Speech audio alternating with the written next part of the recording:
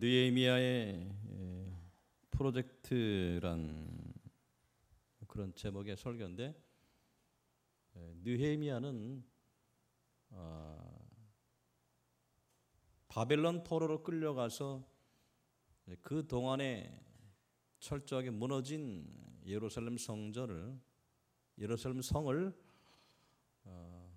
새롭게 재건하고 다시 세우는 중추적 역할을 했던 사람의 그 기사가 바로 느헤미야에 관계된 말씀이에요. 우리가 또 느헤미야를 통해서 은혜 받을 수 있는 것은, 느헤미야는 선지자나 제사장이 아닙니다. 느헤미야는 평신도가 우리 같은 그런 평신도라고 한 거예요. 평신도가 어떻게 해서 하나님의 뜻을 또 감당하게 되느냐라는 말씀이 우리가 이 시대 한국 교회와 우리에게 주어진 영원 구원에 대한 귀한 목표로 세우시기를 주님의 이름으로 축복합니다. 아멘. 느헤미야는 자기가 있던 그 나라의 술관원에 있어요. 술관원은 왕이 먹는 술을 감독하는 그런 아주 중요한 직책 중에 하나예요.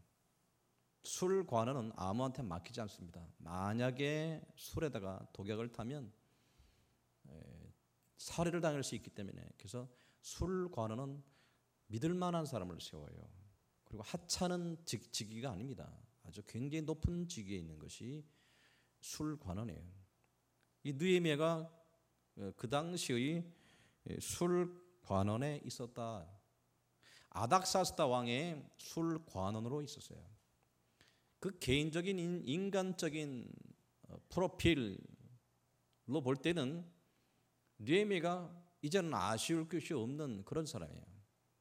개인적으로 성공도 했고, 그런데 그가 왜 일을 저질러요? 그 일을 저지르는 것이 뭐냐? 그의 동생 하나니가 이제 예루살렘에 갔다 오고 나서 하는 얘기를 듣고, 오늘 말씀에서 뭐라고 하느냐면 4절을 같이 읽습니다. 4절을 같이 읽어요. 시작.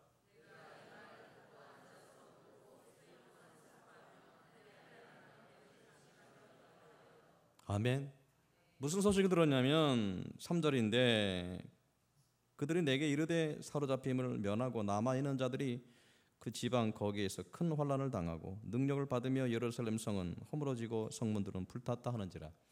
이 말을 듣고 느헤미야가 자기 일도 아닌데 이 말을 듣고 앉아서 울고 수일 동안 슬퍼하며 하늘의 하나님 앞에 금식하며 기도하였다. 이분은 대단한 사람이에요. 자, 만약에 자신의 어떤 이런 일들을 왕한테 만약에 안색으로나 나타낸다면 자칫 죽임을 당할 수 있어요. 왜냐하면 대통령이 제일 무서운 사람이 누군지 아십니까? 누군지 아십니까? 이발사예요, 이발사. 그렇죠? 면도카 들고 그냥 왔다 갔다 하니까 그 생명을 맡겨야 되잖아요, 그죠? 그러니까 항상 대통령이나 왕이나 이발사의 눈치를 봐야 돼요. 오늘 안색이 좋은가 나쁜가 봐야 돼요. 안색이 나쁘면 얘가 뭔가 나한테 억하심정이 있나, 오만 가지 생각이 다 들죠. 술 맡은 관원장이 만일에 얼굴에 수심이 가득하다라고 할 때는 그 왕이 의심을 할 수 있단 말이에요. 의심을 하고 그를 자칫 잘못하면 폐위시킬 수도 있어요. 어찌 왕 앞에서 자신의 개개인적인 사사로운 감정을 표출할 수 있느냐라고 하는 그런 일도 있고, 의심을 살 수 있기 때문에 이 일은 이 느헤미야 입장에서 보면 숨기고 싶은 일, 또는 숨겨야 되는 일인지도 몰라요. 그런데 그는 수일 동안 슬퍼하며 하늘의 하나님께 금식하며 기도하였다. 이런 분이 있었다면 한국 교회는요 다시 비전도 있고 우리가 소망이 있고 다시 부흥할 수 있습니다. 아멘. 아멘. 저는요, 글쎄요, 목사이기 때문에 그런 책임의식이 여러분보다 더한지 몰라요. 한국 교회의 소식, 목사가 어땠더라 하는 소식, 어떤 성도가 어땠더라 하는 매스컴의 소식, 그 얘기를 들으면 글쎄 목사이기 때문에 책임의식이 더 많기 때문에 그런지 몰라도 가슴이 찢어지는 것 같아요. 많은 사람도 쉽게 얘기합니다. 그렇죠? 하지만 그 말이 남의 얘기가 아닌 거예요. 바로 우리의 관계된 일이란 말이에요. 하나님 나라가 무너지고 있단 말이에요. 하나님 나라가 지금 땅에 떨어지고 있고 그 벽돌이 회파되고 있고, 그런데도 불구하고 남의 이야기하듯 웃으면서 이야기하는 사람 보면 꼴 보기 싫어요. 여러분이 과연 여기 느헤미야의 심정을 우리가 깊이 되새기면 하나님 나라를 위해서 여러분이 마음을 다하고 뜻을 다하면 여러분이 참 누구니까 마누라가 예쁘면요 처갓집 말도 보고 절한다고. 여러분이 과연 하나님을 너무너무 사랑하고 하나님의 백성으로서의 그 책임의식을 가지면 남의 이야기에도 농담식으로 얘기할 수 있겠느냐라고 하는 거예요. 그 교회가 무너져가며 성도가 그 힘들어 시험에 드는 모습들, 그 모습을 과연 내가 내 일이 아니라고 입 밖으로 얘기하며 비판할 자격이 여러분에게 있느냐라고 하는 거예요. 우리 이런 일을 보면 우리가 하나님의 이 심정을 우리가 쉽게 이해하고 우리가 분별할 줄 알아야 돼요. 말씀 한번 보실래요? 에스겔서 22장 30절 말씀 한번 같이 봅니다. 에스겔서 22장 30절 말씀.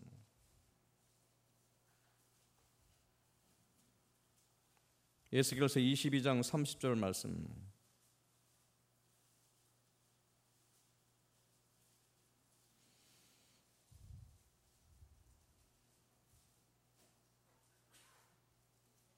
찾으셨습니까? 네, 이 땅을 시작.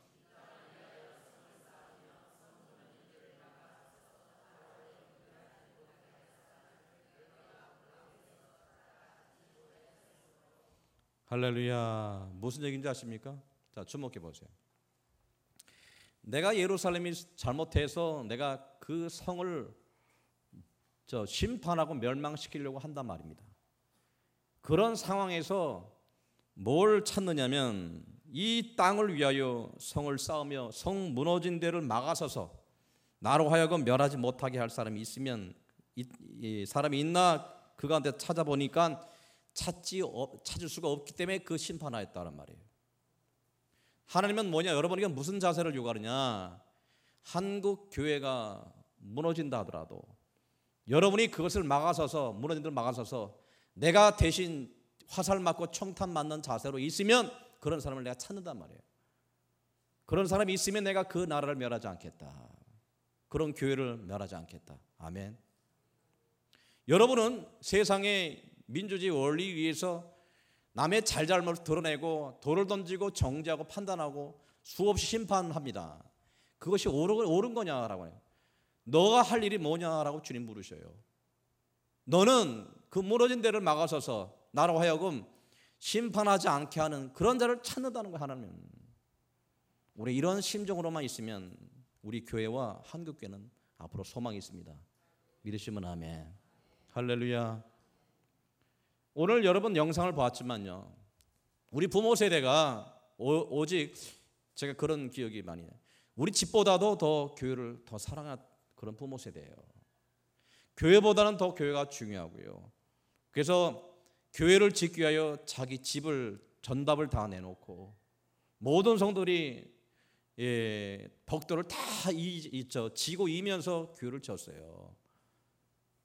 그런 아름다운 전통을 갖고 있는 것이 대한민국 교회예요. 이건 모르겠습니다. 많이 배우지 않고 많이 물질을 갖고 있지 않은 우리 조상들의 그 사랑과 헌신을 통해서 한국 교회가 그렇게 부흥하고 발전했습니다. 과연 우리는 그 부모들의 그 교회를 위한 사랑과 한국 교회를 위한 그 사랑을 과연 얼마만큼 가지고 있느냐라고 하는 거예요. 우리는 수많이 싸우고 말만 하지 내일이 아니기 때문에 여러분들은 항상 돌을 던지고 심판하지만 과연 여러분은 무슨 일을 하고 있느냐 내가 묻고 싶어요. 여러분은 교회로 해서 무슨 일을 하고 있느냐 하죠. 정작 교회로 해서 이것을 하자 그러면 다 무관심입니다. 바빠서 못하고요. 나는 물질이 없어서 못하고요. 나는 시간이 없어서 못하고요. 그렇게 비판하고 판단하는 사람들이 정작 교회에서 일을 하라라면 핑계대고 한 명도 앞에 나서지 않습니다. 과연 하나님의 뜻이 무엇인지를 살펴보시길 주님의 이름으로 축복합니다. 느헤미야 같은 심정으로 교회를 사랑하시기를 주님의 이름으로 축복합니다. 그럴 때 교회가요, 우리 교회는 마귀가 흔들지 못하는 그런 든든한 반석에서 이런 교회가 되는 거예요. 교회들마다 어떤 실력이 있고 교회들마다 갖고 있는 기본이 있죠. 어떤 교회는요, 편안한 듯 보이지만 한번 건드려 보면 쉽게 사상도학처럼 무너진 교회 있습니다. 그런 교회일수록 보면 전부 자기 주장만 한단 말이죠. 그러나 진정으로 교회에 실력 있는 교인들은 어떻습니까? 그럴 때일수록 뭉친다는 거예요. 뭉쳐가지고 교회를 위해서 자기 목숨까지 바치면서, 그렇죠, 헌신하고 교회를 위해서는 목숨까지 바치는 심정으로 우리가 모두가 다 겸손하고 헌신한 것을 우리가 볼 수 있어요. 그런 교회는 실력이 있는 거예요. 믿으시면 아멘. 할렐루야. 우리 교회는 그런 실력 있는 교회입니다. 아멘. 제가 한 1년 거의 다 됐어요. 6월 3일 날, 6월 8일 날 제가 왔나요. 그러니까 며칠 된, 얼마 안 남았죠. 1주년이 지금 조금 모자란 가운데인데, 제가 1년 동안 여러분의 그 모습 보면서 제가 너무 행복했어요. 뭐 때문에 제 마음이 즐거웠냐면, 헌금하자 말도 하지 않았어요. 자, 우리가 뭘 하자라고만 했어요. 여러분이 그 많은 돈을 갖다가 다 기쁜 마음으로 드렸어요. 그 중요한 공사를 다 마쳤어요. 제가 그거 보면서 너무너무 행복했어요. 목사가요, 제일 힘들어하는 것이 뭐냐? 교회 큰일 할 때가 제일 힘들어요. 그런 일을 한번 하고 나면 늙어요. 왜? 성도들마다 다들 책임지려고 하지 않는 걸 모습 보기 때문에 참 많이 힘든 것을 볼 수 있어요. 근데 제가 처음 와서 여러분 그 모습 보고 내가 너무너무 행복했어요. 야, 이런 교인이 있구나. 이런 교인이 있구나. 할렐루야.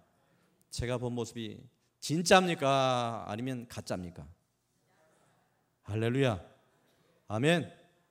자, 따라서 합니다. 교회를 위해서, 예수를 위해서 헌신하자. 아멘. 이왕 사는 거 이래도 하루 세끼 먹고 저래 하루 세끼 먹고, 이 사는 거 다 똑같아요. 그러나 하나님 나라와 그 일을 위해서 여러분 어떻게 사셨느냐, 이게 중요한 거예요. 그렇죠? 이것을 위하여 살았던 느헤미야의 모습을 보면서 여러분 도전 받으시기를 주님의 이름으로 축복합니다. 그것이 의미 있는 삶을 사는 것이 바로 느헤미야의 모습입니다.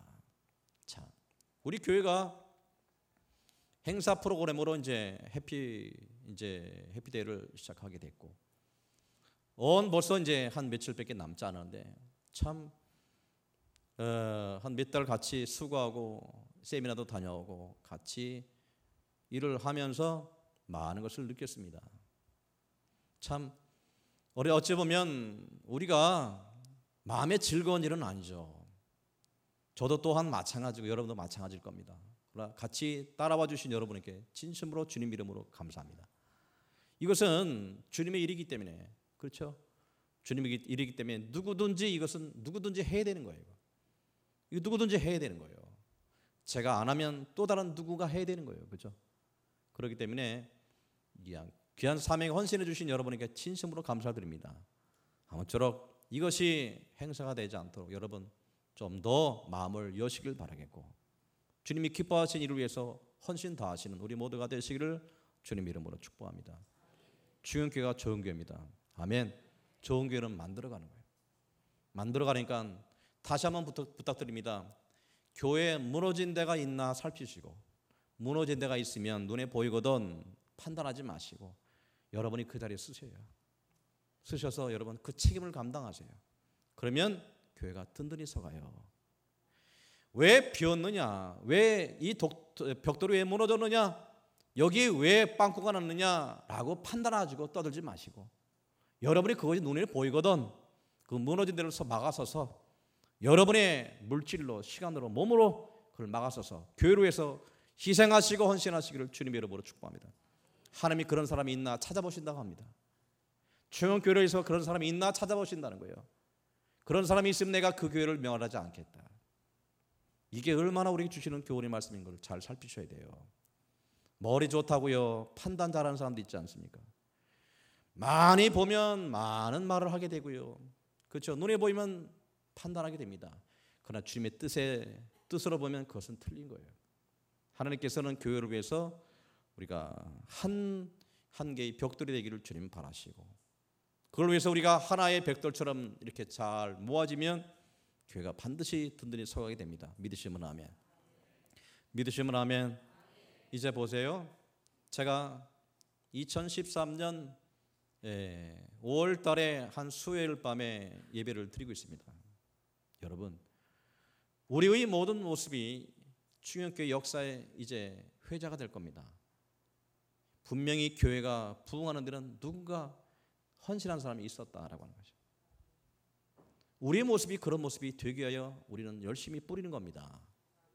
우리 후배를 위해서, 교회의 더 나은 부흥을 위해서. 그렇죠?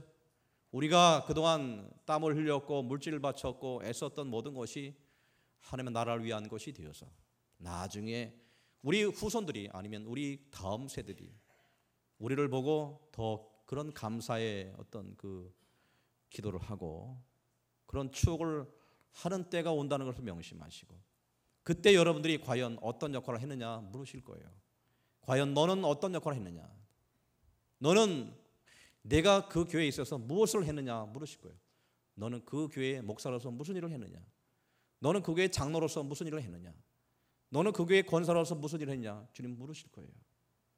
여러분, 주를 위해서 헌신하는 것만큼 복된 건 없습니다.